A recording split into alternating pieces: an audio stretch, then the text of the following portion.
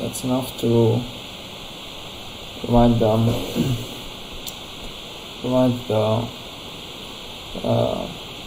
just the name of the server. Okay.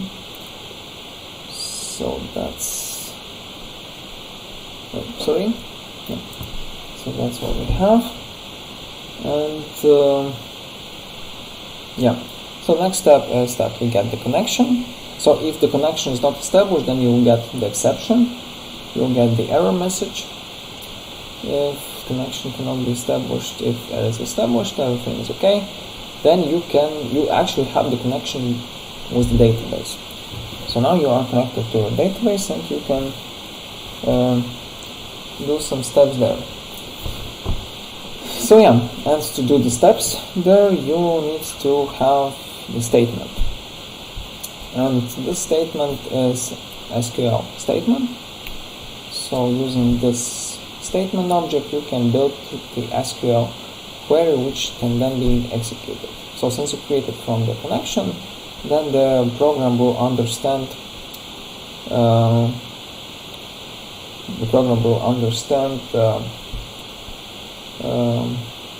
which database, to which server you need to connect.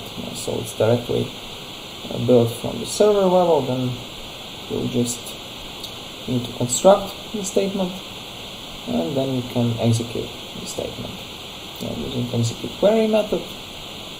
So for example, here you can provide, that's the most primitive way, you provide the SQL query here, and so there can also be result set if you select something, and then you get the result set, you get all the entries which are fetched based on this statement, and then you just can use this set as you want. Yeah.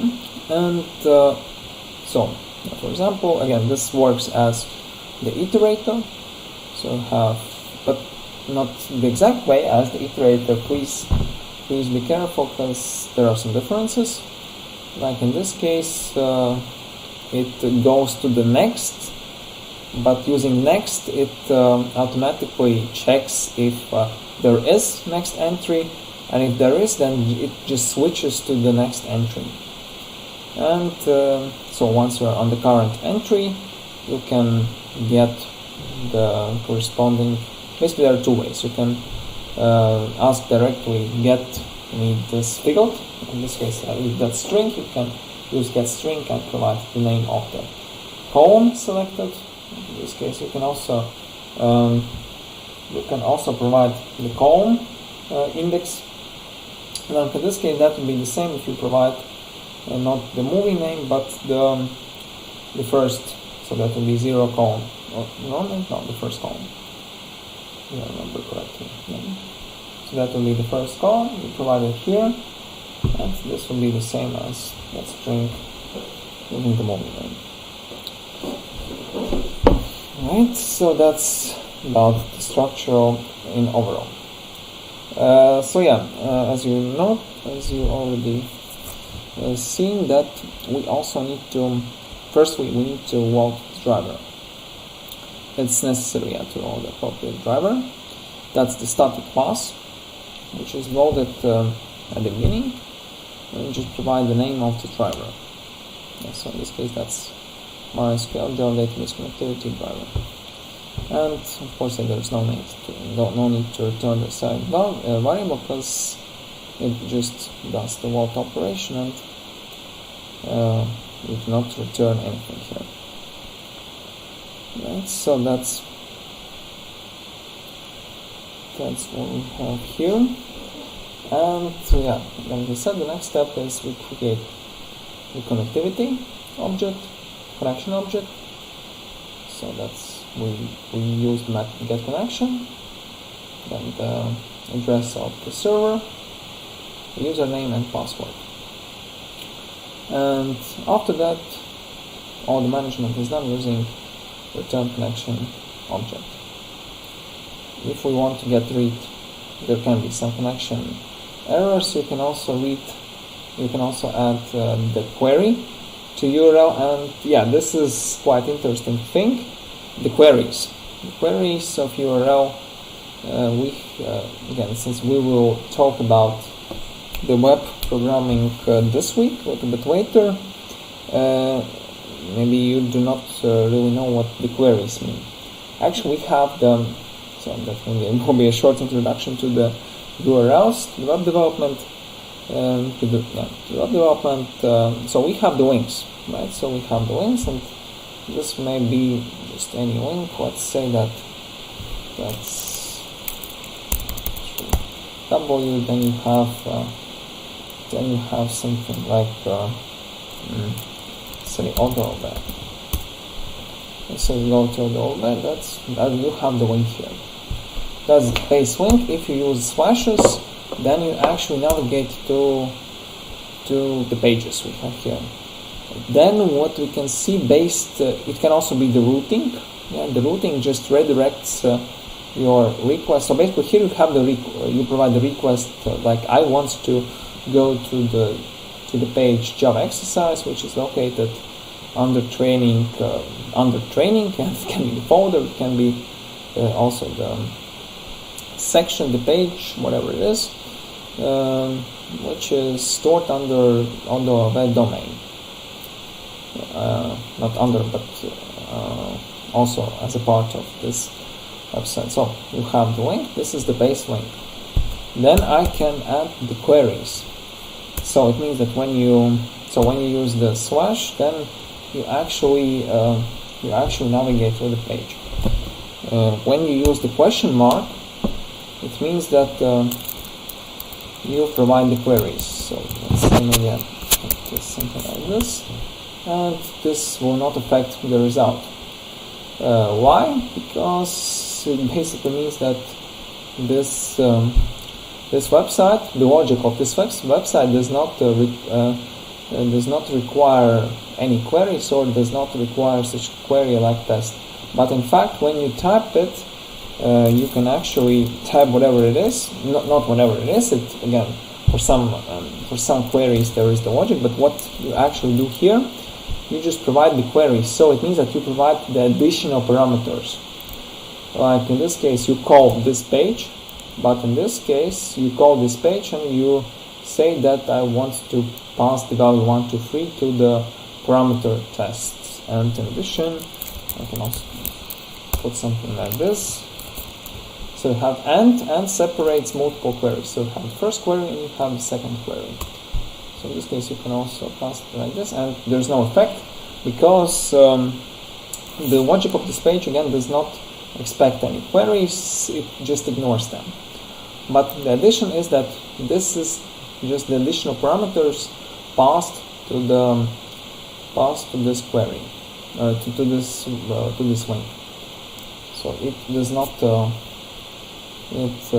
not directly affect the navigation, but it provides some additional information to this page. So again, this information can also be read, and based on it we can build some logic. We will talk about it when we talk about web programming. It's quite an interesting thing, and again you can separate multiple queries using the and mark. So, and basically the same is done here. You can just provide some queries, and it shows some parameters that auto-reconnect to be true, server time UTC, then character encoding equals UTF-8. Yeah, so that's the additional parameters which may be helpful for driver manager to recognize to connect your server. So that's maybe quite important, but helpful. Right, and then the key point,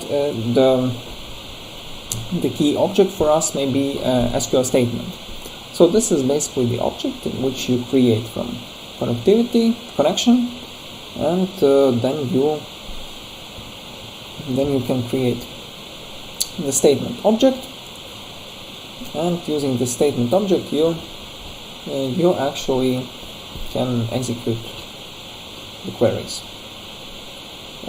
So if you have something like a result set, if you select something, then you may need to use result set. If you just perform some insertions, update, deletion or something like that, that you may ignore this result set. That may be not important, but yeah, have something you will need to use result set. And yeah, Java is a strongly typed language, so it has three different names of return types. That's Boolean for execute. So when you execute, then you can see Boolean, and this will just return you true if the first result is result object, and false if it is an update. There are no results. When you do some execute query, then you will have a result set. And you can also, there's also such method execute update, which is specifically meant for it's also, yeah, that's for update, or no, so inserted as well, yeah, so it also works for inserted and inserting, updating, and deleting, so it is not, you do not use it for the selection, yeah, so you only use it for these three operations, and it will return you the number of rows affected. Yeah, and for, again, that's maybe not only about Java, but in different frameworks, again, in Java we have Java database connectivity. In other frameworks you will see something similar to Java database connectivity. Again, maybe from my experience I can show you what do I have with PHP. In a moment I will open it, and then I'll just show you an example, just to show you that the idea of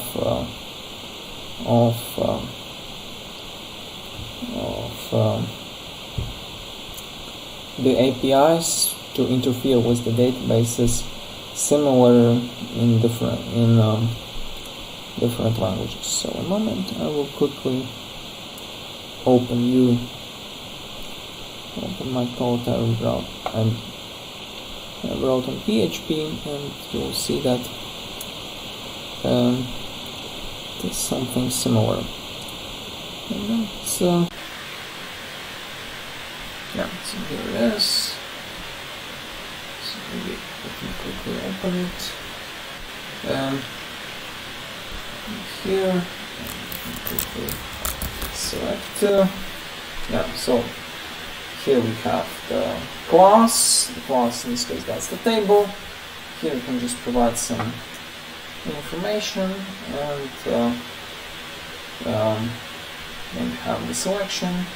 You provide where. Yeah, in this case, it's maybe not just a simple SQL statement. It has maybe more advanced methods here, but the concept is the same, that we have the methods which help us to generate the query. Also, one more thing is not mentioned here, but yeah, basically update works for the same, is that execute update, and there's also such, in different languages, there's such statement like insert or update. It basically means that this is the method which inserts or updates based on the situation you have there. And yeah, this may be quite useful. And also, yeah, one more thing: when you use just execute, not update, then sometimes you may see the duplicated key issues. So it means that for the tables you have the keys, and the keys are unique, so you can only update the entries, you cannot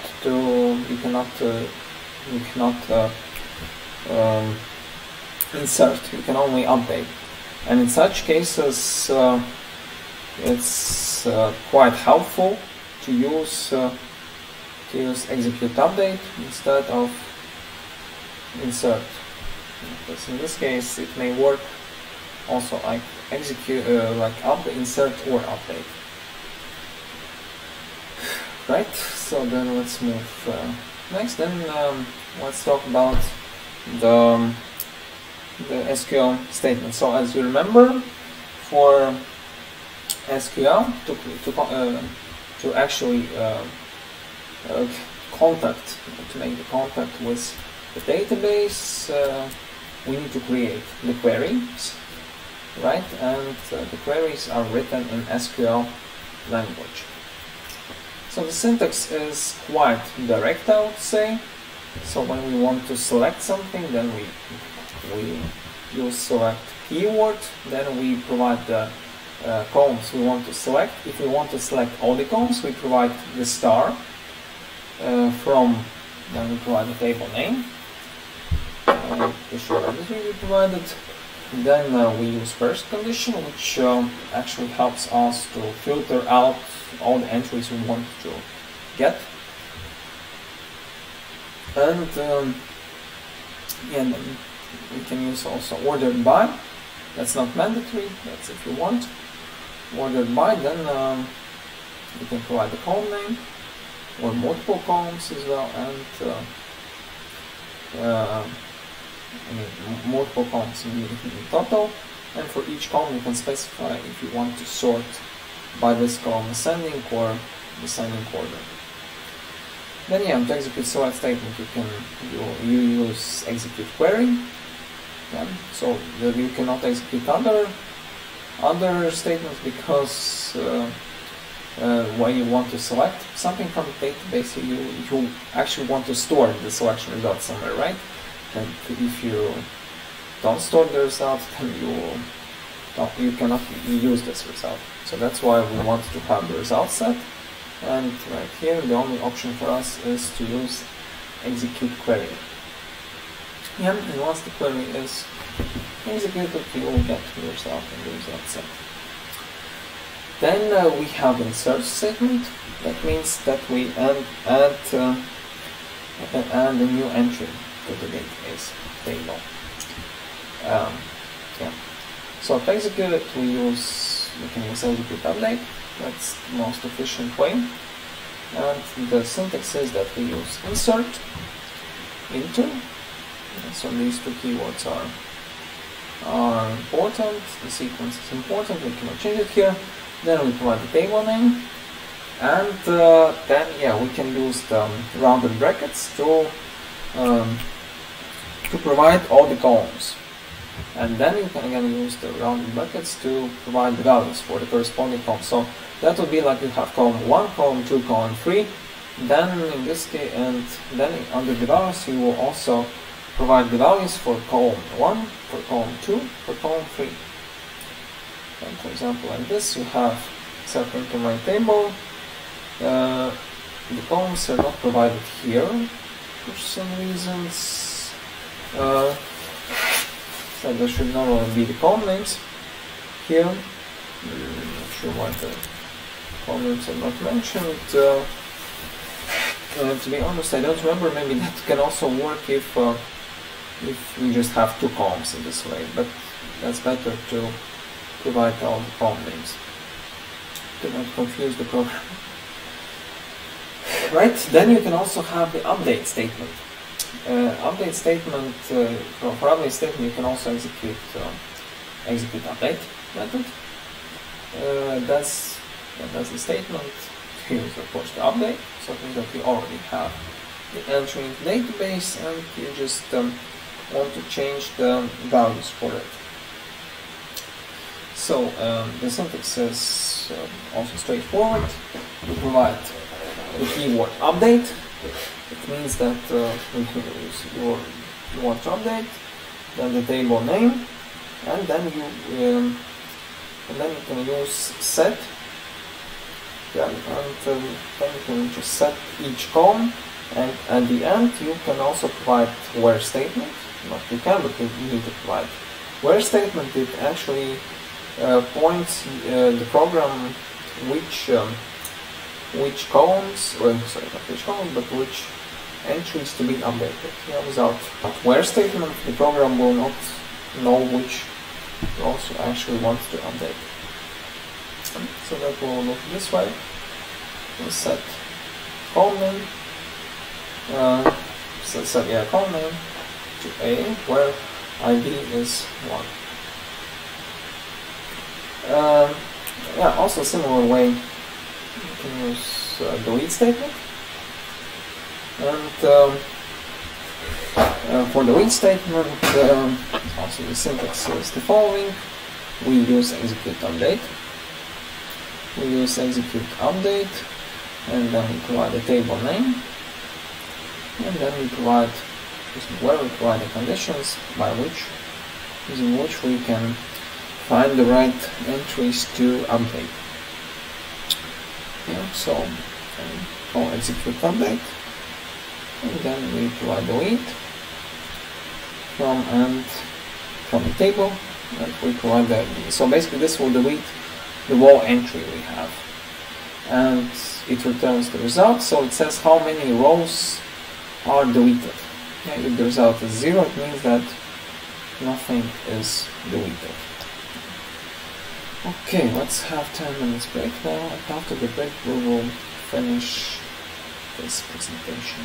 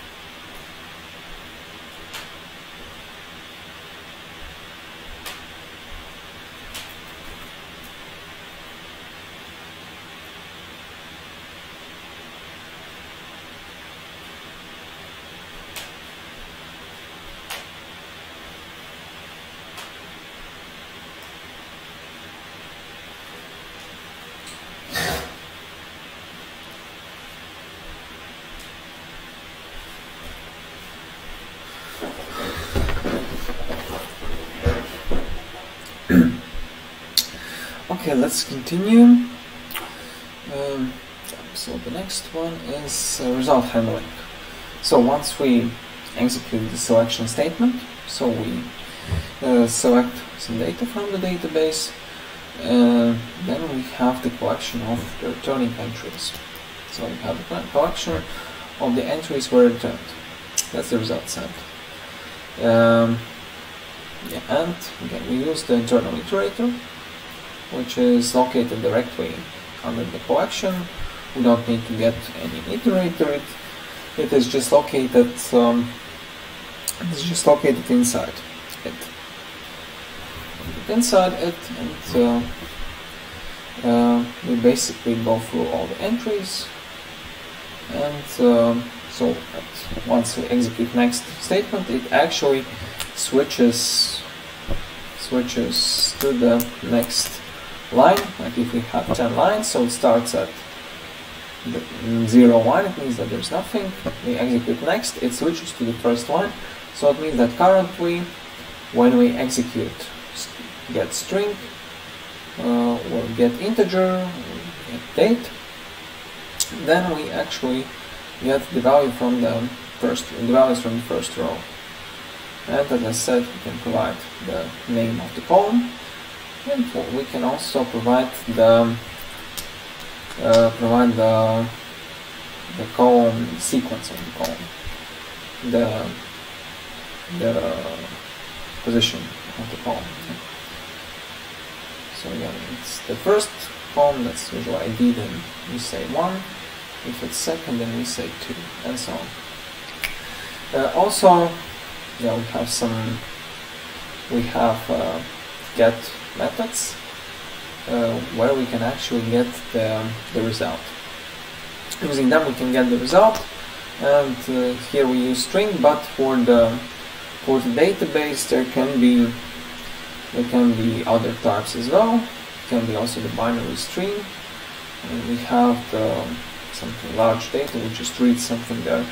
Boolean, just true, false, byte, the array of bytes as well. Date, that's special JavaScript date.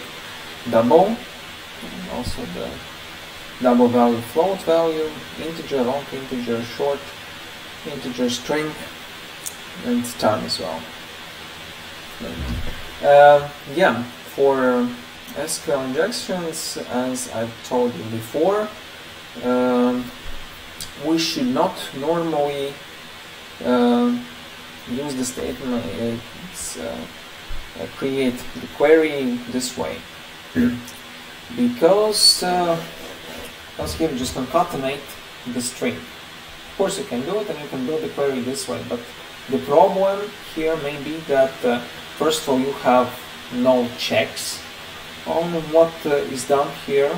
I mean, the program does not check if the query is built correctly, if basically these variables store the correct data, if this data may be used in the statement, and basically we can actually write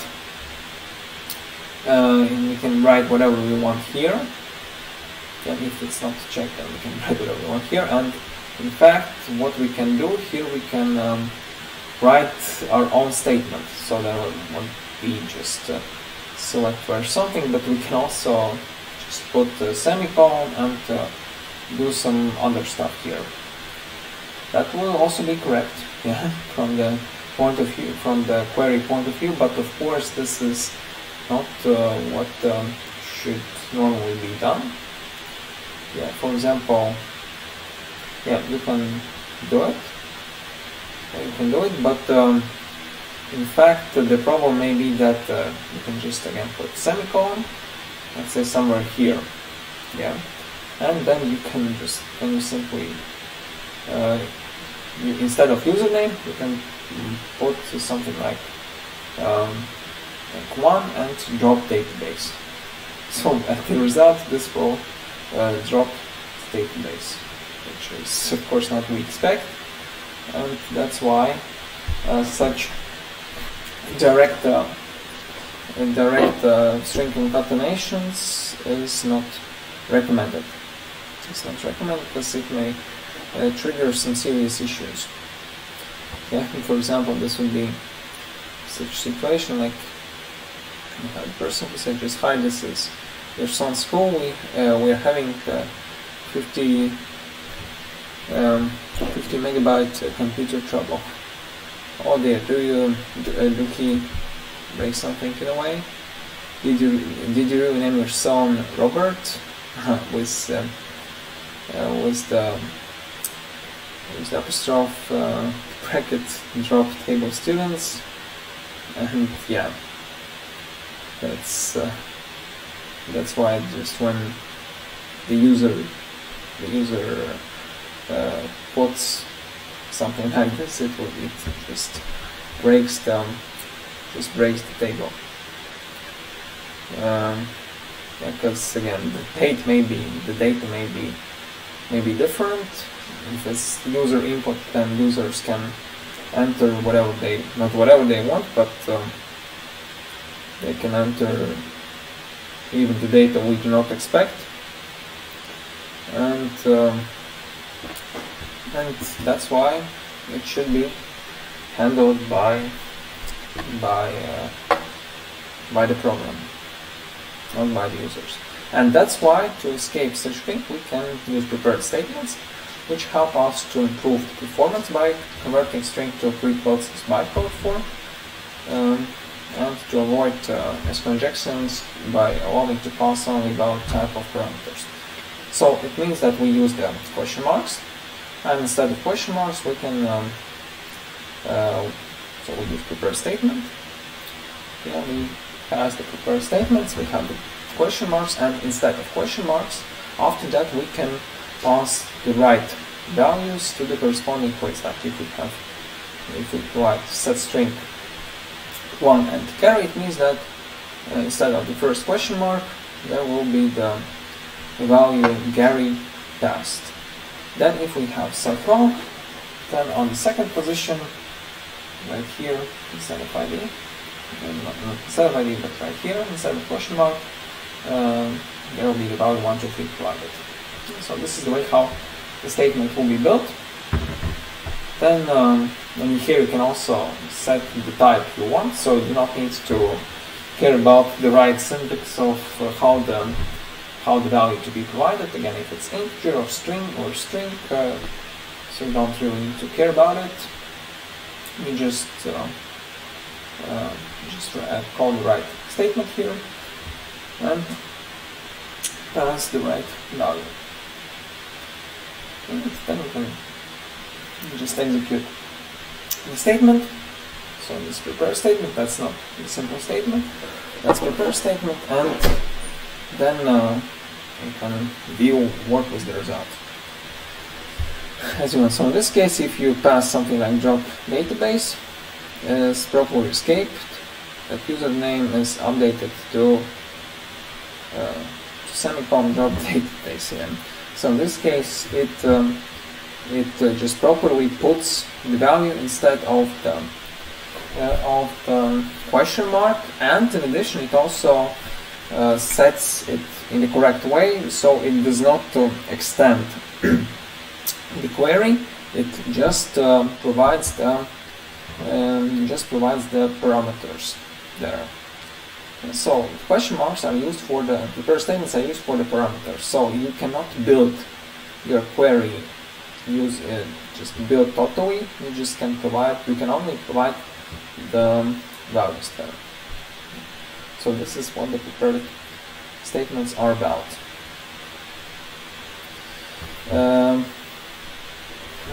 So then you have setter methods for prepare statements, and it also has different types. Can be binary string for non-binary. Can be boolean, byte, long bytes, bytes. Then date, double, float, integer, big integer, that could be long, short integer, that from SQL point of view would be small integer, then string, and time. And so the string, I will show them a little bit later in the database level. And the next thing, which is related to what I said about the performance in the beginning, the idea is how can we escape the situation where we just have the queries and we need to call these queries like every time. And it's like if we actually change the data in the database to not just change it directly every time, but to optimize this. So for this point we used transactions, and it means that that's the set of one or more SQL statements that make a logic unit of work. So it's either fully executed or not executed at all. So for example, how you not execute partially executed task. So basically the idea is that you have the set of transactions, and at the end you connect actually all your actions there. So that's basically related to the auto commit. So for some reason it's properly formatted. What it actually means? It means that you have the session. So again, you can directly set.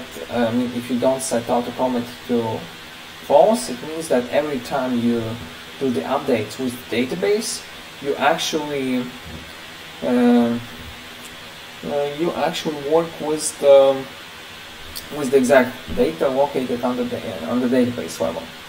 So it means that every time you actually change something, so you execute update or insert or delete, means that this will directly be deleted from the database, and no rollbacks there. And also, again, from the performance point of view, it just changes the database every time. Using the transactions, you can escape the thing that the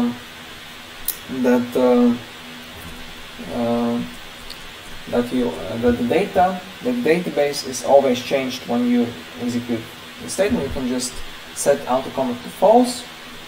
And what does it mean? It means that you start your actions with the database, updating, inserting, and at the end you may see some issues then you just roll back. It means that none of the changes you've done on the database level will be actually reflected in the database. So that means that you do not commit the changes, you do the rollback. So it means that next time you connect to the database, you will see that there are basically no changes there during your work before. And so you start the connection, you start doing some things there, then you commit. Means that everything will be written on the database. If you set rollback, it means that everything will be rollback. The last thing here is so-called ACID operations, and basically there are 4 key things there, and the first one is atomicity. As it means that a transaction is a series of database operations that either all occur or nothing occurs. Then we have consistency. It means that transactions change affected data only in allowed place, so database constraints are never violated. So we do not actually violate the database. Then we have isolation. So it means that changes made by one transaction become visible to other users only when fully done. So it means that when we set out the commit to false, we start doing the actions with our database, and before the commit, nothing will be visible to other users. So everything will be stored only after the commit is done. And the last thing is durability. Means that committed transactions change data permanently and all data restoration in case of crash. So that's basically the key points to think about when we work with database. Okay, so basically this is it from the theory point of view, and the last thing I wanted to show today is, as you remember, during the previous course,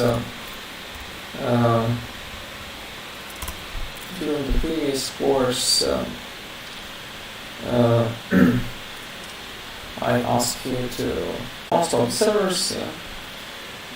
So here we have that's the server. That since this is localhost, it means that it's located on my computer. That's not something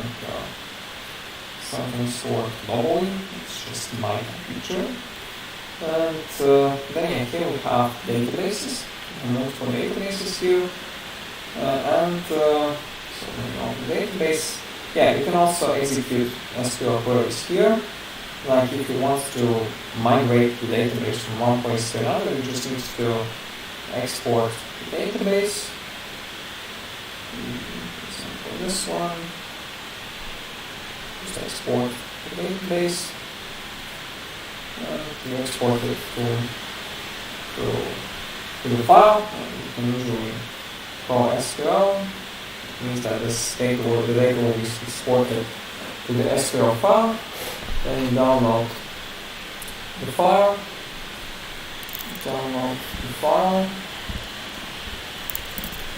and copy and paste it under SQL. And then you can execute down and paste it because I already have this database. But if you move it from one server to another, then you can do it this way. And as you remember, we can create. First we can create new databases if you want. So maybe have some save changes. Where is it? It's on the previous page. I can create a database. Let's say Java-13-2. And we can create our own database. No, that's correct. So we have groups, and it automatically creates the groups. So let's find for us. We have Java-13-2 database, and here we can create tables. So I can provide table name. So same as test table. Create it here. And provide fields. So it can be name. So let's say that's ID. What can we provide here? We provide the length. How many values can there be? If it's default, correlation not so important for us. If it can be more or not. If it's indexed, then we define if that's primary index. So there should be defined that this is primary, so this is unique. So if the index is unique, that's the key. You cannot have multiple entries with the same keys then that's maybe most important. And auto increment for IDs, we usually use it to actually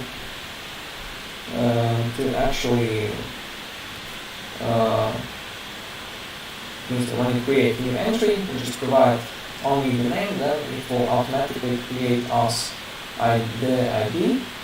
And every time we create a new entry, the ID will be the previous entry plus 1. And that's when we use auto increment. For example, let's quickly do the last thing we'll do for today is that we will migrate one the file to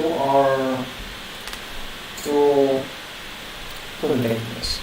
So we have ID and we have name, let's say. And the name we can use text, we can actually define text, and that's it. So let's say we just have a simple table, ID and the name, and using the program we have here, and let's use the same thing. So let's enter the number of entries. Since we have not all our database, let's say that we have 2,000 entries, for example. 2,000 entries, and so right now let's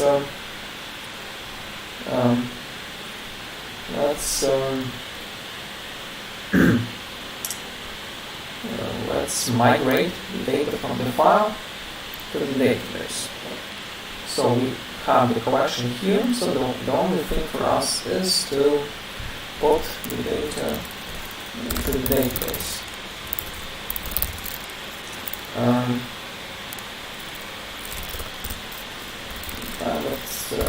We want put data to the database.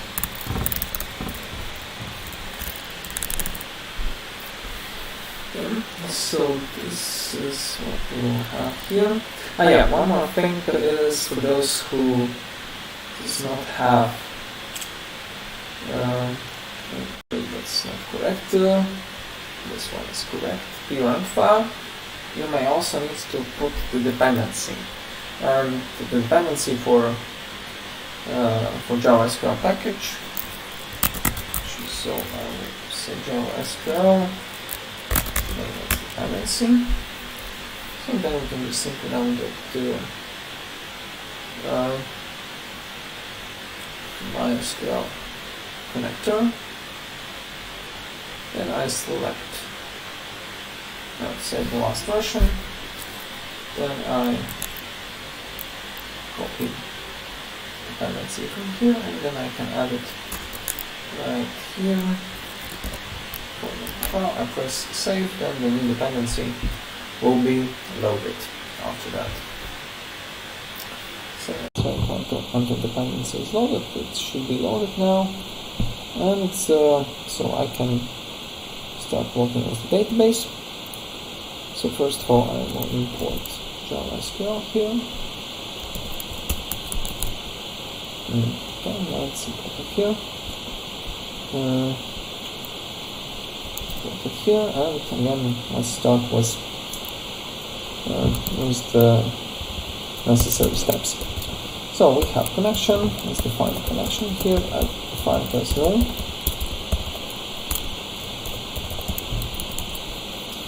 And again, I use try, sketch. Let's use exception. And yeah, let's follow this driver again. Let's follow the driver for game. We just simply copy paste the driver here.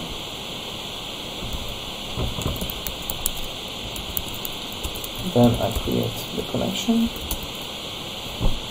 Yeah, I have just root username and no password. I set auto commit to false. That would be a nice approach. So I create the connection, the prepared statement. That will be prepared statement. So it comes from the connection. Yeah, and here I need to prepare a statement. So I will write the SQL query, insert into, then the table name. Table name is, oh yeah, since we did not provide the name of the database, we also need to provide it here. So that's Java-13. So that's Java-13 and just table. Insert into. So then we need to provide the columns. So I'll provide columns this way. So this is ID, and we have ID and we have name. ID and we have name.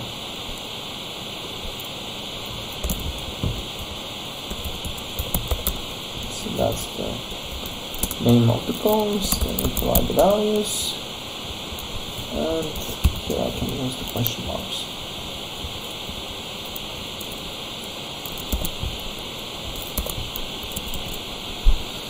Here I can use the question marks, and then I can set the values.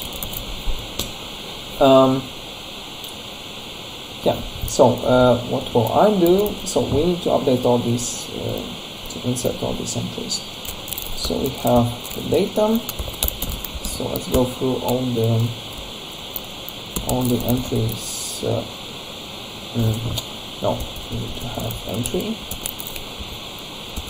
Entry of, we have string to string then. And we have string mapped to string. So here I'll go through all the entries we have in the map. This iterator.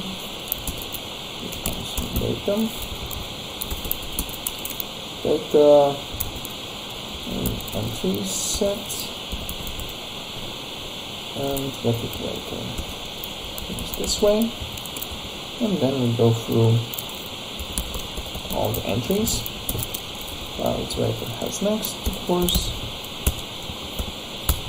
and I'll use brackets because I will have more than one statement here. So first of all, I get the entry here. The entry,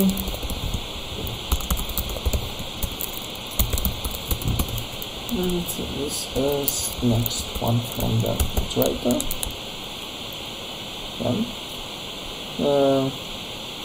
Yeah, in fact, I can define this as the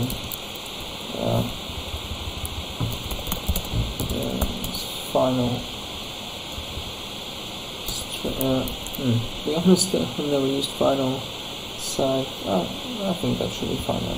We can use final side methods as well. No, I used final. Sorry. Yeah, I used final side. Yeah, since we're in the method, we can use final as well. So that will be final statement.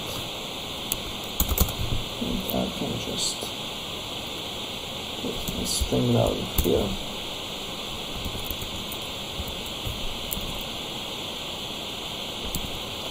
So I put the statement here, and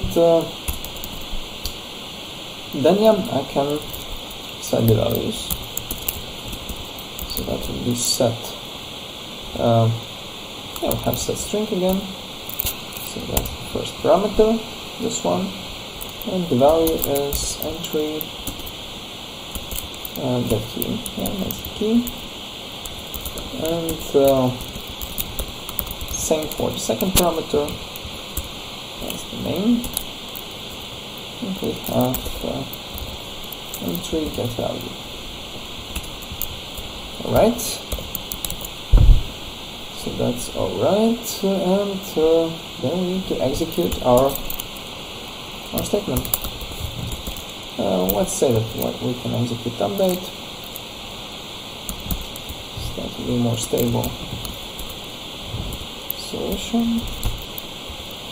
And once we're done with it, we can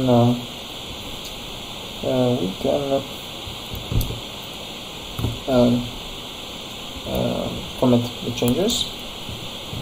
That will be after we go through all the entries here. So that's connection, commit. So if we go to exception, we can roll back. Oh no, sorry, we cannot roll back because this will because the connection cannot be empty. Connection can be can be not established. So in this case also false connection, and that may be important when you work with multiple threads or multiple programs who contact the same database. This may be quite important. And yeah, also I will print the error we have if we have the error. So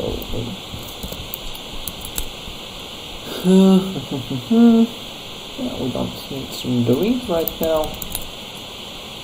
We don't need a performance test. I just need to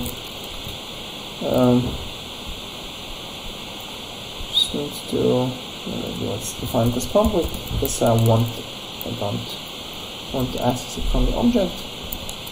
And we put that database, and let's see what do we have here. We run the program. Okay, something is wrong with the syntax. Okay, so we have the syntax in the statement. It's better define them this way. So we have tables, we have values. That seems to be correct. Yeah, maybe that would be better if we define the table name this way. Let's see what do we have. No, we still have no database selected. I have actually that's interesting. I have actually provided database name here. And sorry. No, I have actually provided database name here. It's Java-13. So it should be correct. Okay, maybe let's do it differently. Let's then provide. We can provide also database name here. This will directly.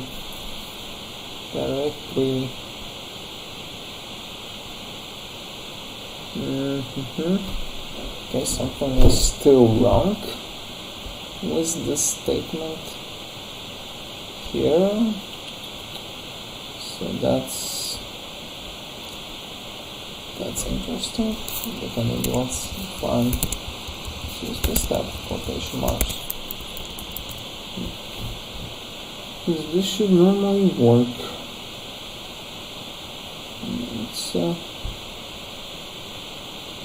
Distance performance.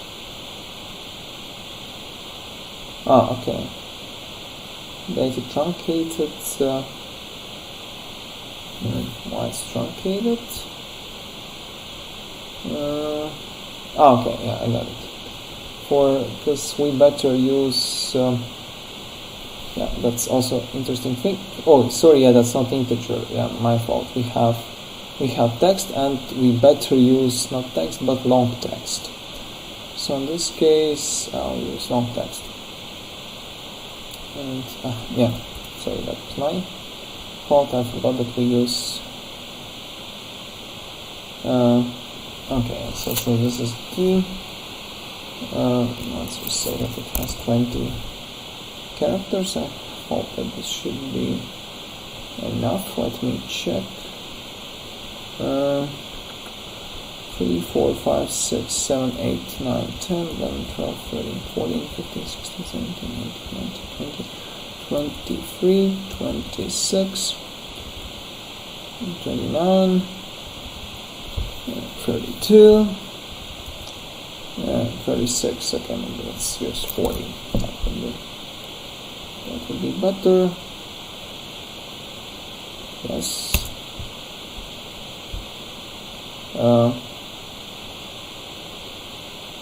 Oh, come on, I just specified it. Okay. So that's strange.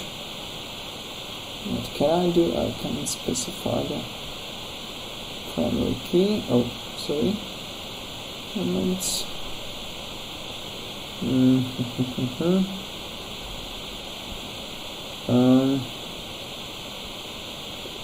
Okay, let's change.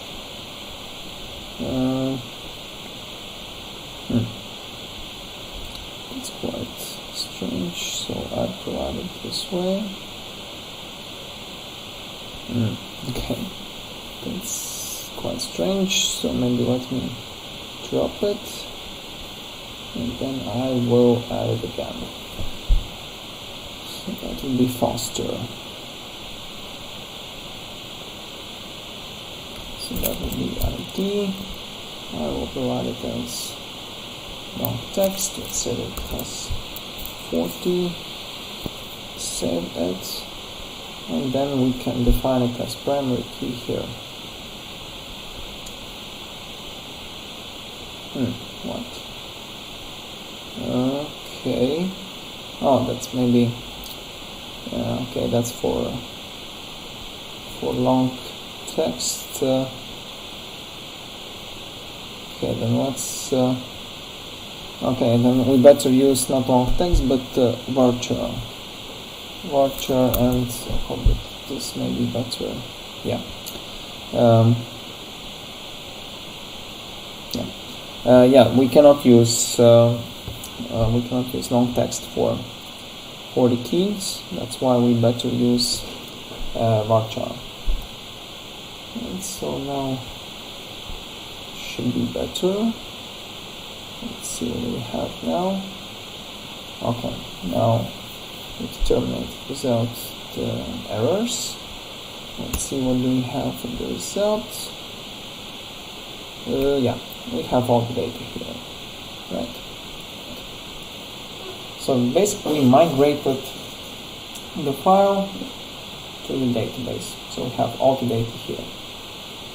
We do it using SQL statement. And so this is what we have.